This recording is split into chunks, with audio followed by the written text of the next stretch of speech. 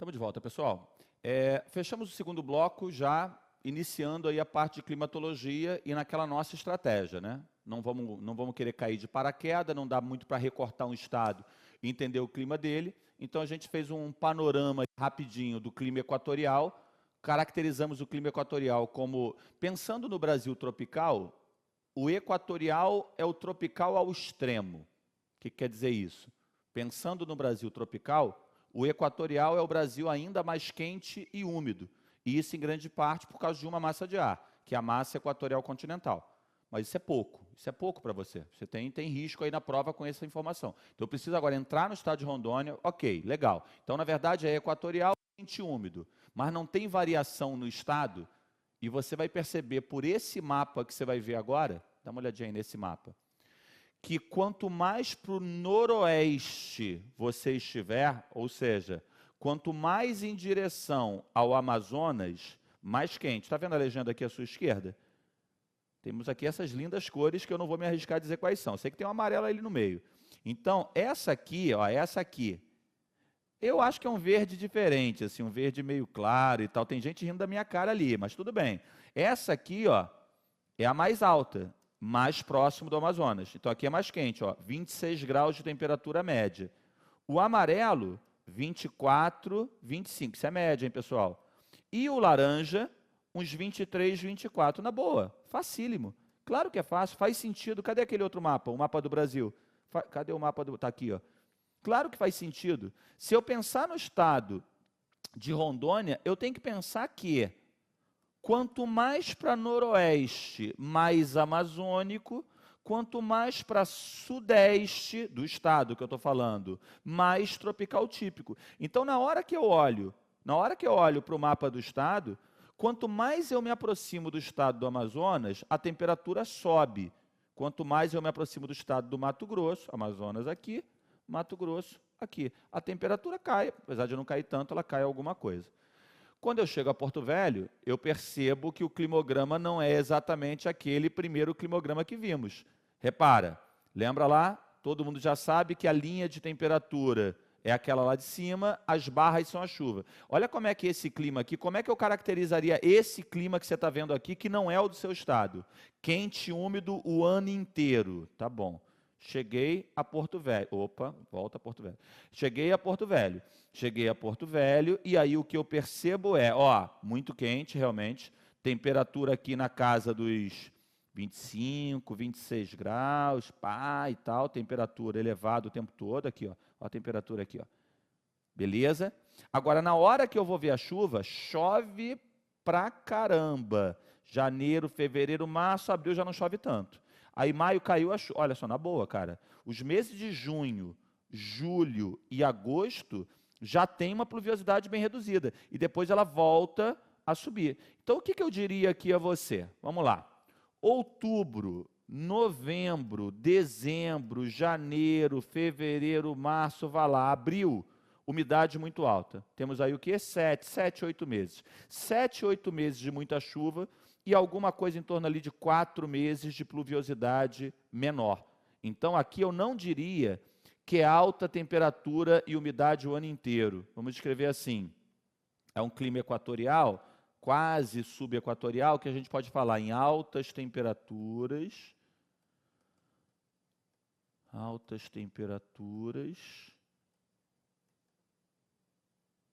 e umidade com estação seca muito curta. Óbvio, pelo que você viu no mapa anterior, quanto mais para o Mato Grosso eu tiver, quanto mais, ó, se eu pegar Vilhena, se eu pegar aqui cidades mais próximas ao Mato Grosso, a tendência da estação seca é ficar maior. Quanto mais eu vou, Guajará-Mirim, quanto mais eu vou para o noroeste, a estação seca fica menor. Agora tem um detalhe aí que vocês devem estar olhando meio ressabiado é uma palavra bonita, né? Meio preocupados. Porque eu mostrei aqui um climograma, tirei lá do INMET, do site da Meteorologia Nacional, então um climograma muito confiável. Mas você que às vezes não estuda tanta climatologia, está preocupado porque parece com que ele não bate com a tua vida. Porque você está vendo essa temperatura alta o tempo todo e você sabe que alguns dias do ano a temperatura cai muito aí, com a tal da friagem. Pode cair na tua prova, fenômeno da friagem, eu diria até que é um favorito. É um favorito. O inusitado é bom de cobrar, né? O diferente, né? Ele é muito tentador. O que é diferente é muito tentador para várias coisas na vida nesse sentido. Então, assim, a friagem, o que que é? São alguns dias do ano que a temperatura cai muito na Amazônia Ocidental. Por que que não está aparecendo no climograma? Porque você tem que entender que climograma mostra a média. O que que é clima? Você já teve alguma aula sobre tempo na, sei lá, escolhe um lugar, na Europa? Estava no colégio, 8º ano, aí chegou o professor, você gostava do professor? Gente, ó, a aula de hoje é sobre o tempo na... Essa aula não existe, o professor é doido. Não existe aula de tempo. A aula é sobre clima. Como é que seria uma aula de tempo? Ó, tempo bom, tempo muito bom. Ih, o tempo está piorando. A aula não acaba nunca, gente. Tempo é um retrato. Friagem é tempo. Friagem é meteorológico. A aula é clima, clima é média. Numa frase muito famosa para essas aulas, Mark Twain teria dito, eu tenho muito medo dessas coisas de internet, né? Mark Twain é o cara do Tom Sawyer, Aventura de Huckleberry Finn, e ele teria dito, tempo, aliás, clima é o que você espera, tempo é o que você sente. Clima é o que você espera, clima é uma média, tempo é o que você sente. O Sérgio faz aqui um evento e eu vou aí a Porto Velho encontrar vocês para uma aula presencial. E eu estou indo para Rondônia e falo para minha esposa assim, ó, estou indo lá para a Amazônia, Rondônia e tal, e vou o quê? Acho que eu vou de bermuda, né? Porque está quente. Eu chego aí junto com a friagem, imagina. Quando eu chegar aí e pegar 12, 13 graus, igual o pinguim, o que que vai acontecer? O clima mudou. Não, o clima não mudou. Coincidiu, lei de Murphy, de eu chegar a Porto Velho junto com o fenômeno da friagem, com a temperatura muito baixa. Quando você olhar para o climograma, aquilo não vai nem aparecer. Por quê? Porque aconteceu 2, 3 dias e os outros dias foram quentes. Ficou claro ou não? Tempo é exato, é o que acontece ali, clima é uma média. Vou te explicar melhor agora, vai lá. Ó, o quadro climático de Rondônia é marcado pelo amplo domínio da característica equatorial, o que, no entanto, não significa inexistência de importantes variações de caráter meteorológico. Olha que texto lindo, hein, rapaz? Parece até que eu escrevi. Meteorológico é tempo. O que eu fiz de aula até agora foi climatológico. E aí, eu venho aqui e coloco uma onda meteorológica. As ondas de calor que ocorrem de forma esporádica. Bom, na Amazônia, a onda de calor não é esporádica. A temperatura acaba sendo constantemente alta. Ainda mais quando eu falo de máxima superior a 35 graus. O que eu te falei é, não espere no climograma 35 graus, porque aquilo é uma média. Máxima, isso é mole. 35 graus você tem com regularidade. Letra A está fora. Letra A está pegando uma coisa que é constante e colocando como esporádica. A friagem, com a queda brusca da temperatura determinada pelo avanço do MPA. Essa é mole. Não só ela é mole porque você sabe que tem queda de temperatura aí, como é mole porque no Brasil, se tem uma massa de ar que pode provocar frio, é a massa polar atlântica. Ué, João, por quê? Tem 5 massas aí no desenho, por que só pode ser a MPA? Porque a MEC é uma massa equatorial, quente. Porque a massa equatorial atlântica é quente. Porque a massa tropical atlântica é quente. Porque a massa tropical continental é quente. A única massa fria é a massa polar. O que você pode dizer é o seguinte, João, mas o que eu não entendi foi, que diabo a massa polar veio fazer aqui? Não está muito longe, pô. Não tem como entender uma massa saindo da Antártica e chegando numa latitude tão alta. Aqui estão os Andes. Aqui tem aquelas áreas altas do Sudeste. E agora eu vou cortar a América do Sul ao meio. Ó. Subiu nos Andes, desceu. Subiu em Minas Gerais, São Paulo, Rio, chegou no mar. Aqui está o Atlântico, aqui está o Pacífico. Sacou? Olha o que tem no meio, pessoal. Como se fosse um buraco, um corredor, uma passagem. Isso pode ser explorado na prova também. Então aqui o gabarito é apenas friagem, porque a questão só quis isso. Agora, se você quiser anotar mais alguma coisa para ficar seguro, você pode colocar assim, o avanço da MPA é facilitado pelas baixas altitudes da parte central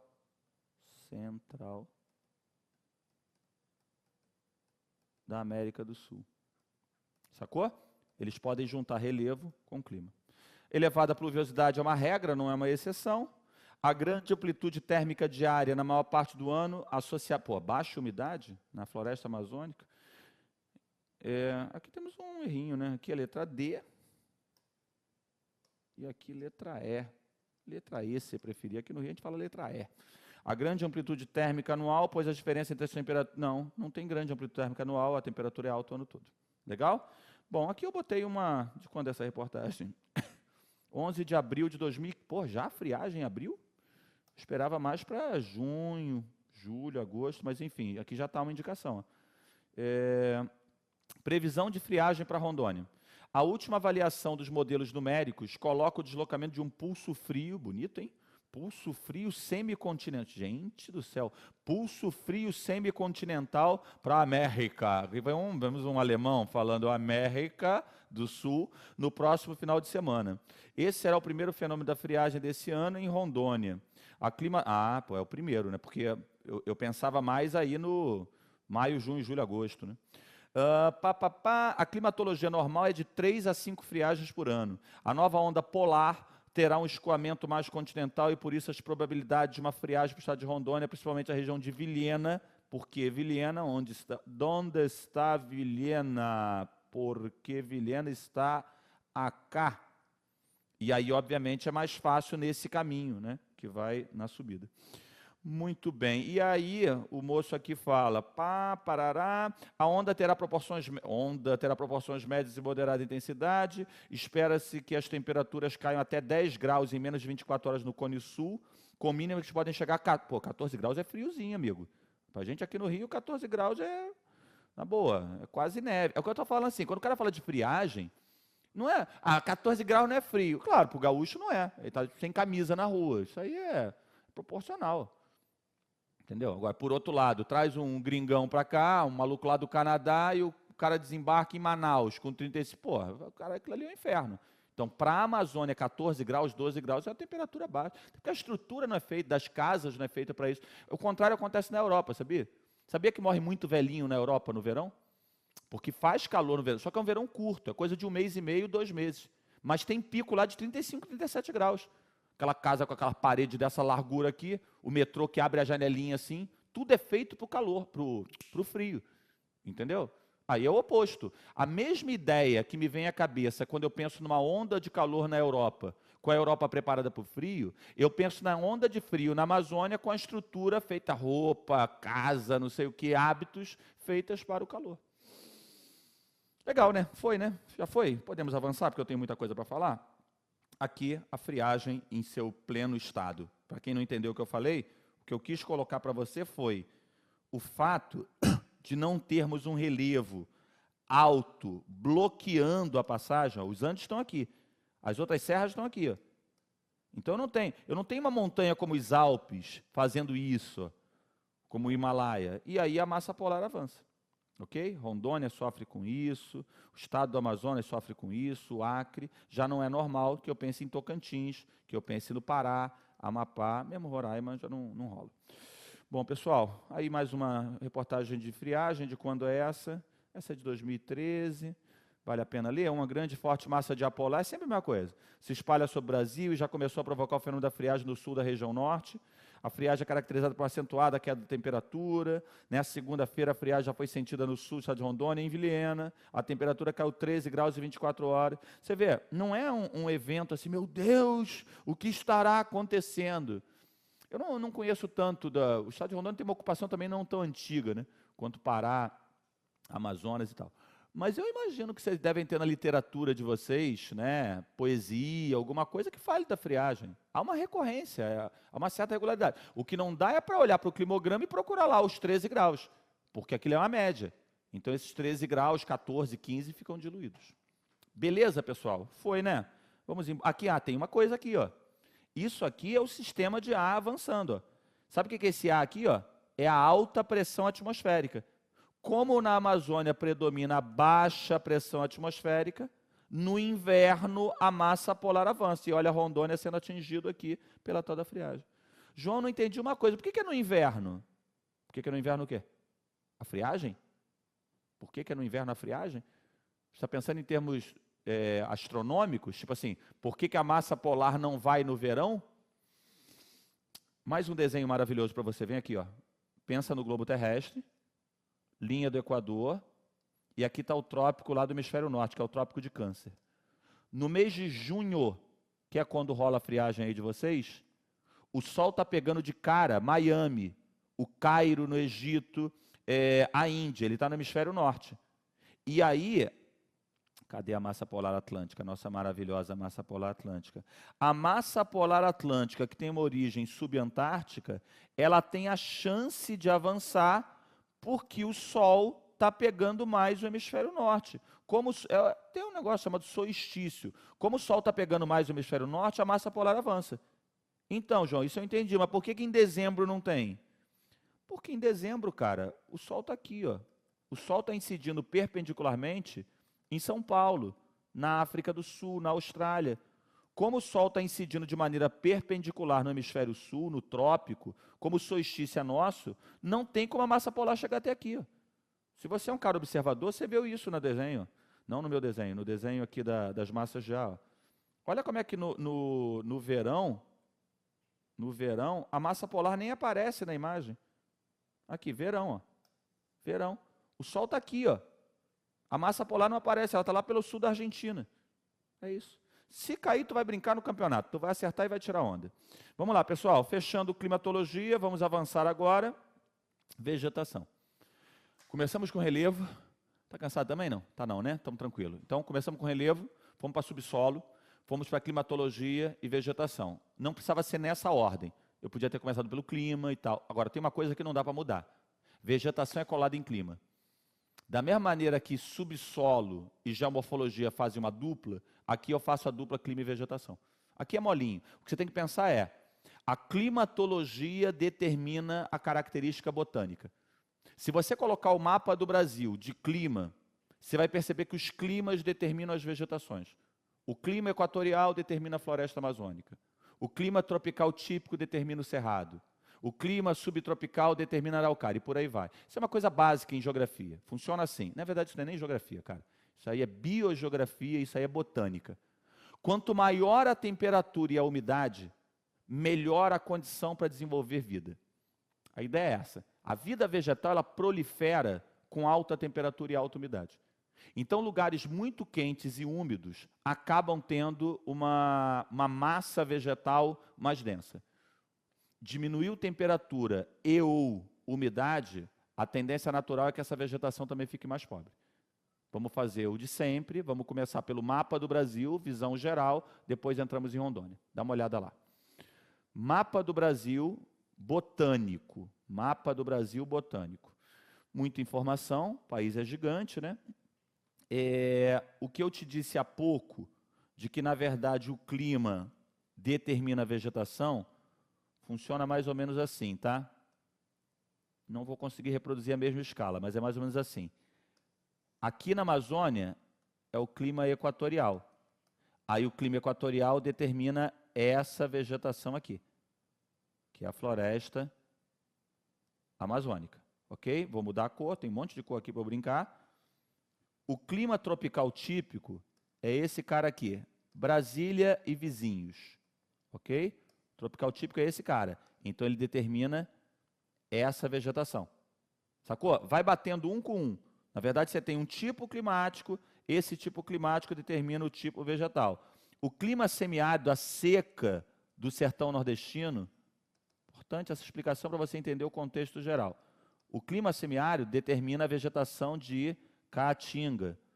Eu posso repetir a cor do equatorial, porque tem uma vegetação parecida com a floresta amazônica, que é a Mata Atlântica. E a Mata Atlântica não era, né, porque a gente passou o rodo nela, mas a Mata Atlântica não era parecida, no caso não passamos o rodo, passamos a serra, ela não era parecida com a floresta amazônica por acaso, é porque o clima tropical litorâneo, ele é um tropical úmido, e assim sucessivamente. Vou usar uma última cor aqui, a cor azul, para falar, ou pode ser o lilás, o clima subtropical ele determina a mata de araucária. Então é isso, para cada domínio climático, você tem uma característica térmica e pluviométrica e você puxa uma vegetação. Claro, não é perfeito, porque, por exemplo, entre a floresta amazônica e a caatinga, há uma outra vegetação. O Pantanal é uma vegetação totalmente especial, porque não é o clima que determina, ele é um complexo. Mas para você isso não interessa, o que interessa para você é uma regra. Mais quente e úmido, vegetação mais densa, mais desenvolvida. Mais frio ou seco, vegetação menos desenvolvida. Rondônia tem origem nos estados do Mato Grosso e do Amazonas. Isso marca a natureza do teu estado. Por quê? Quanto mais para noroeste, quanto mais próximo do Amazonas, mais quente e úmido, a gente viu isso há pouco, mais floresta amazônica. Quanto mais para o sudoeste, sudoeste não, que eu errei, zoei os outros, errei agora. Mais para o sudeste, mais Mato Grosso. Mais Mato Grosso é mais cerrado, você vai ver isso na imagem, dá uma olhada aqui. Olha como é que na imagem de Rondônia, vamos limpar esse troço todo, que eu sujei tudo? Vamos limpar tudo. Agora você já entendeu toda essa relação clima-vegetação, você vai perceber. Espera aí, pessoal, que eu tenho toque, eu tenho que limpar tudo, senão eu não consigo com esse negocinho sujo aqui. Ele está sujo? Tá? Está aqui também. Só um segundinho, gente, por favor, para eu não consigo manter meu equilíbrio. Já não tenho muito equilíbrio, vocês já perceberam em pouco tempo, né? Então, aqui, ó. Vamos pegar o seu estado. O seu estado, ele na prática, um vermelhão aqui para ficar legal, ó. Ele na prática, a maior parte dele originalmente é clima equatorial, logo floresta amazônica. Uma parte de entrada ali do tropical típico, determinando o cerrado. Então é mais floresta amazônica, floresta equatorial e uma quantidade menor de cerrado. As imagens, que beleza, né, cara? Que beleza. Quando é uma floresta equatorial, como isso aí vem um monte de adjetivo superlativo. O que é isso, João? Bom, floresta amazônica ou Ileia amazônica, como batizou o pai da geografia. Não tem nada a ver com isso. O pai da geografia é Alexander von Humboldt, prussiano, cara importante lá do século XIX, viajou para o mundo todo, passou na Amazônia e batizou de Ileia amazônica. Ele caracterizou essa floresta como uma floresta fechada. Cadê o solo que eu não vejo? Eu não consigo ver o solo. Há um dossel. Sabe o que é dossel? Já viu aquelas camas de príncipe e princesa, princesa e príncipe, que tem lá aquele... Não vou falar telhadinho não, que você vai me zoar. Aquele negocinho em cima, aquela cobertura, sei lá, que trouxe aquele lá, que é bonitinho, aquilo ali é o dossel. Então a gente fala que a floresta amazônica tem o dossel porque é como se ela tivesse uma cobertura, porque você não consegue ver o solo. Como a característica climática favorece muito o desenvolvimento da vegetação, são várias espécies misturadas ali, uma colada na outra, é uma floresta fechada, com essa cobertura importante. Fundamental para o clima. Porque quando chove na Amazônia, a própria vegetação retém a umidade, devolve para a atmosfera. Chove de novo, segura a umidade, devolve para a atmosfera. E você fecha esse ciclo. Quando você desmata a Amazônia, em termos climáticos, você gera um problema seríssimo. Volta aqui, ó, floresta fechada, floresta heterogênea. Não é a floresta do mogno, tem mogno. Não é a floresta da seringueira, tem seringueira. Ela é uma floresta com uma variedade vegetal muito grande. Ela tem uma enorme biodiversidade. Não tem uma época do ano que caem as folhas, é uma floresta perene, uma coisa continuada. Em nome bonito, ela é uma perennifólia. Não tem um outono lá que a folha cai, tipo em país temperado. Entendeu? Isso é a baita da floresta, a maior massa vegetal do planeta. Agora, é bom dar uma olhada, porque, deixa eu pegar uma aguinha aqui que a garganta está doendo. É bom dar uma olhada, porque a floresta amazônica ela tem andares, tá? Ela tem estratos. Então, se você tiver muito... Pô, esse desenho é que era bom para mostrar o negócio lá da planície, né? Lembra que eu falei dos sedimentos aqui, ó?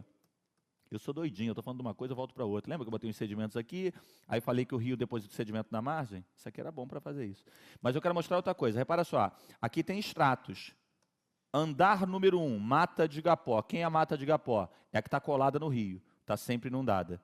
Mata de Várzea, quem é essa criança? Onde está a seringueira? Ela está num trecho intermediário, inundada nas cheias mais fortes. E mata de terra firme nas áreas mais distantes. Agora, obviamente, o cerrado é outra parada. Olha a diferença disso aqui, olha a diferença disso aqui para a diferença, para a realidade disso aqui.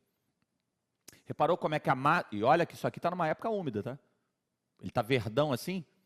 Eu trabalho em Brasília de 15 em 15 dias, num outro setor que eu atuo. E aí, quando vou a Brasília de outubro a março, abril, tá lá o Cerrado verdão. Aí agora, abril, já começou a dar uma diminuída. Maio e tal. Última vez que eu fui, na semana retrasada, chega lá, a massa vegetal, o Cerrado já está bem seco, sem folha e tal. Não é uma realidade da Amazônia.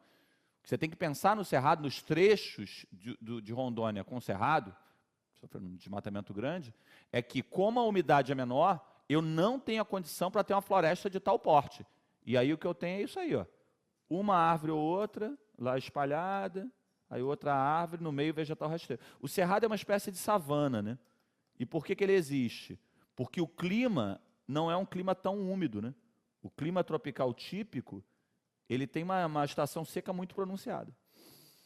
Bom, eu acho que a prova pode abordar uma outra linha, que é a linha sociedade com natureza. E aí, independente de você ter essa interface entre floresta amazônica e cerrado, a gente tem uma possibilidade aí de uma questão sobre desmatamento, né? E aí, cara, o estado de Rondônia é um estado complicado em relação a isso, porque o percentual desmatado em Rondônia, ele é muito alto. Então, o que está com a cor verde é a vegetação que está mantida. Algumas terras indígenas, área de proteção ambiental, e a gente tem aí áreas desmatadas. Eu acho que eu tenho uma imagem melhor. Vê essa imagem aqui que ela está melhor. Em laranja, terra indígena. Em verde escuro, unidade de conservação federal. E em verde claro, unidade de conservação estadual. Lilás, isso é lilás? Roxo, isso aí, esse aí do meio, desmatado. Então você vê que o grau de desmatamento no estado de Rondônia é muito alto e reproduz uma coisa que a gente falou na aula 1, né? A importância das rodovias, né? Olha como é que a BR-364 atravessa aqui, e ela atravessa aqui e ao longo do eixo da 364 é que você vai vendo a lógica do desmatamento. Isso aí é algo que pode ser explorado. Eu tem um documento muito bom do IBGE, é muito complexo para vocês, é muito além do que vocês precisam, mas eu trabalho com isso em outra atividade minha, e é o Relatório do Desenvolvimento Sustentável no Brasil. O de 2012 dava o desmatamento da Amazônia em percentual. A Amazônia não é dos biomas mais desmatados do Brasil, a Amazônia é legal. A Mata Atlântica está muito mais desmatada, o Cerrado está mais desmatado, a Caatinga e por aí vai. Mas ainda assim, ela perdeu lá em torno, aí está 15%, mas os números que eu confio mais são 18%, 19%. Agora, repara que o grau de desmatamento de Rondônia, ele é quase o dobro do desmatamento médio da Amazônia. Óbvio que o Pará é muito maior que Rondônia. Então, o estado que tem a maior área absoluta desmatada da Amazônia é o Pará. Mas, em termos relativos, em geral, foi desmatado 1/5 da Amazônia. Dá para aceitar esse número de maneira razoável. No caso de Rondônia, 1/3. Então, o grau de desmatamento no estado é alto, o que exige uma ação para a conservação da floresta, que é muito importante, de forma mais firme. Só que, ao mesmo tempo, Rondônia não é um estado vazio, é um estado que tem uma população numerosa, que o próprio governo levou atividades econômicas para a área, que a gente vai ver daqui a pouquinho. Então, essa discussão de desmatamento, eu acho que ela pode ser abordada. Eu queria que você olhasse mais uma vez o gráfico, para você ver que o percentual, volto a dizer, a área desmatada maior na Amazônia é do Mato Grosso, é do Pará, a área total. Mas não quero falar do Mato Grosso, porque o Mato Grosso tem muito trecho de cerrado, é outra história. Mas Rondônia tem um grau de desmatamento que é muito elevado. Bom, isso se insere no contexto nacional, né? Olha aí a Amazônia toda, o que está em verde é a floresta mantida, o que está em vermelho é a área desmatada. Nitidamente existe uma área da Amazônia, eu falei para vocês na aula 1, tem uma periferia da Amazônia aqui mais desmatada. Agora, além dessa periferia, tem as estradas, ó, BR-174, que vai de Manaus para Boa Vista, depois para Venezuela, BR-364. Olha como é que as rodovias são, aqui a BR, essa aqui é 163, a própria 319, que é muito importante para vocês que asfaltem, eu sei, mas que se ela for asfaltada, ela vai abrir uma nova frente de desmatamento, porque é assim que funciona, você abre a rodovia e o desmatamento avança. Segura aí que eu volto para a gente concluir nosso trabalho.